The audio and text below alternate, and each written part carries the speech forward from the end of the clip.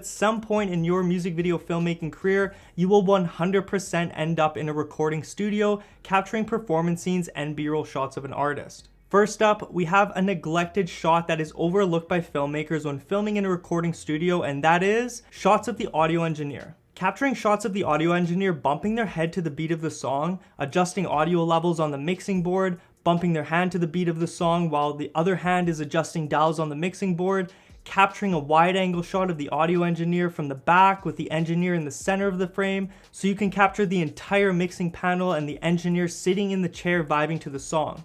You can let your creativity run wild with this one, but it's always a smart move to capture these extra B-roll shots of the audio engineer. Next up, we have simple panning B-roll shots of the mixing panel. If a music video you're filming is opening up with the studio recording shots, you can use 60 FPS slow motion panning shots of the mixing panel as your opening scene so the viewer can right away establish that the video is taking place in a recording studio. You can even lay over shots of the artist's name and song title over top of the B-roll mixing panel shots. Now when it comes to filming the artist in the studio, there's a lot we can do to exhaust the studio space. First and foremost, let's cover what types of B-roll shots you can capture of the artist recording on the microphone in the recording booth. If you're in a recording studio that's an establishment, you should have plenty of room to capture footage, so you'll be fine with using a focal length of a maximum of 35mm.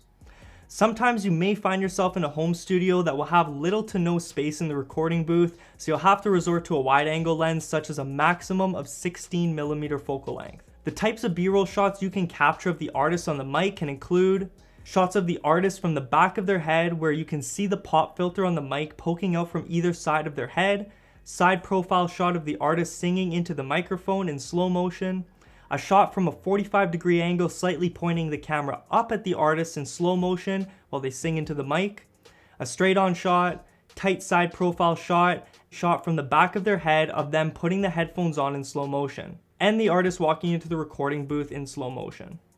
Now let's go over the different types of performance scenes that we can capture when filming in a recording studio. Let's start with wide angle performance scenes. Capturing a wide angle performance scene between 11 to 16mm with the camera low to the ground pointing up at the artist as we push in and push out from them performing a performance scene is a money shot.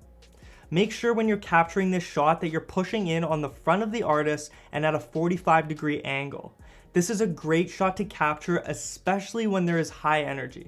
When it comes to medium shots, if I have room, I film a slow semi-circling shot around the artist while they're recording their performance scene into the mic, as well as a handheld shot shooting towards the front of the artist at a 45-degree angle and straight on shot from the front of their face behind the pop filter on the mic.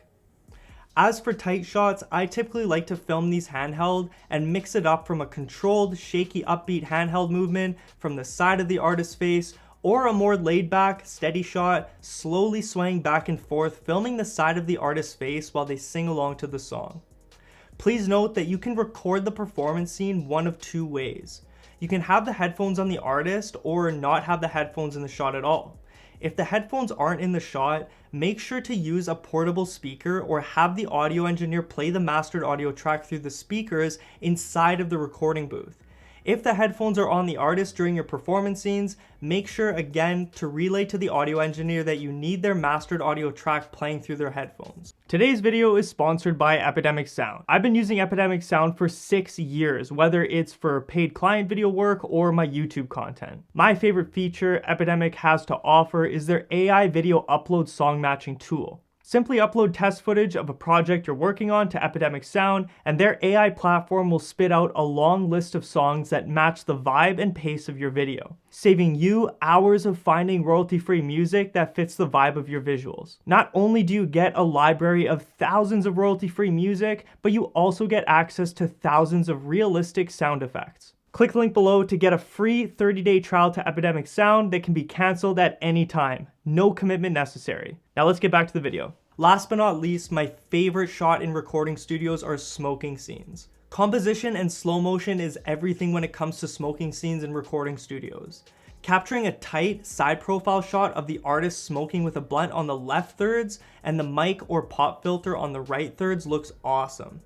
Having the artist light up a blunt with headphones on in front of the mic with their hand over the blunt while it's being lit so you can get the vibrant flash of the fire on their face, and clouds of smoke billowing from under the artist's hands in front of their face looks amazing. And of course, slow motion shots of the artist puffing a blunt while sitting in the audio engineer's chair vibing to the song.